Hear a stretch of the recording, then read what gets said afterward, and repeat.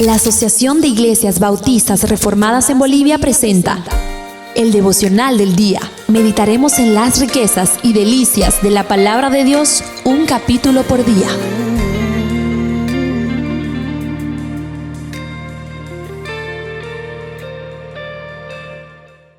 Primera de Crónicas, capítulo 14. Saludos, estimado oyente. La Biblia entera tiene 66 libros, 39 en el Antiguo Testamento y 27 en el Nuevo Testamento. Tenemos libros de narrativa histórica, poesía, sabiduría, profecía, literatura didáctica. Queridos hermanos, toda la Biblia es inspiración de Dios. Literalmente, inspirado significa aliento de Dios. Dios usó hombres para escribirla, obviamente. Usó su lenguaje, usó el carácter de cada una de esas personas e incluso usó las expresiones peculiares de cada autor.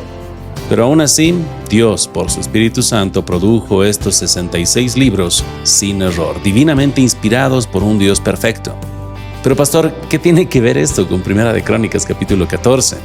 Bueno, que también reconocemos a estos 66 libros con una sola narrativa que une esos 66 libros, la preciosa metanarrativa de la redención. Dios glorificándose por la obra de Cristo Jesús, que salva por pura gracia a todas las ovejas que el Padre le dio. Y en Primera de Crónicas, capítulo 14, vemos cómo David comienza su reinado y las cosas no son un vaso de leche para él, ya que cuando los filisteos se enteran que David fue ungido como rey, se unieron para ir a pelear contra David. La guerra es la bienvenida a su reino, pero David es el siervo escogido por Dios. Los filisteos no iban a la guerra contra David. Ellos realmente, sin darse cuenta, salían a la guerra contra Dios. Y sucede lo que es obvio ahora para nosotros. Nadie puede contra Dios y su voluntad. Y para Dios, el eliminar un ejército es como pisar un gusano. Esa es una verdad en ese tiempo y también en la actualidad. Con toda la sabiduría actual, con toda la tecnología humana actual, drones, misiles, Naciones Unidas, no pueden hacer nada contra Dios. David muy humildemente clama por dirección a Dios. No está embriagado en orgullo, es un rey ungido, pero no se le subió a la cabeza el título de rey. Él sabía que seguía siendo un siervo, seguía siendo un pastor de Dios y Dios le da instrucciones de ir a la batalla. Dios le da la victoria y David, al verlos huir, sigue pidiendo dirección de Dios. Dios le da instrucciones para acabar por completo a los filisteos. Esta victoria, hermano, fue tan grande que llamaron ese lugar Baal Perasim. Pero querido hermano, tan grande fue esa victoria que Dios usa esta historia como una referencia más adelante en el libro de Isaías.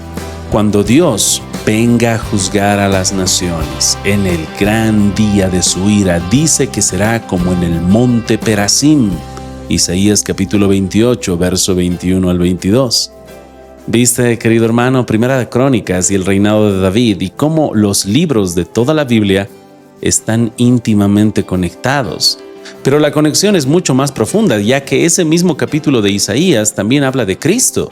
En el verso 16 dice: por tanto, así dice el Señor Dios, he aquí pongo por fundamento en Sión una piedra aprobada, angular, preciosa, fundamental, bien colocada. El que crea en ella no será perturbado. Esta grandiosa victoria de David, totalmente aniquilando a los enemigos de Dios, destruyéndolos y barriendo con ellos como si fueran paja delante del torbellino, es solo una sombra. Dios juzgará a los vivos y a los muertos y solo hay salvación en aquel que confía en la roca, en el buen pastor, en el Mesías ungido, en el verdadero Rey de Israel. Todo el que crea genuinamente en Cristo hallará salvación y vida eterna. Gracias por acompañarnos en el Devocional del Día, presentado por la Asociación de Iglesias Bautistas Reformadas en Bolivia. Si deseas más información, búscanos en todas las redes sociales como Asociación de Iglesias Bautistas Reformadas en Bolivia. Que la gracia y la paz de nuestro Señor te acompañen.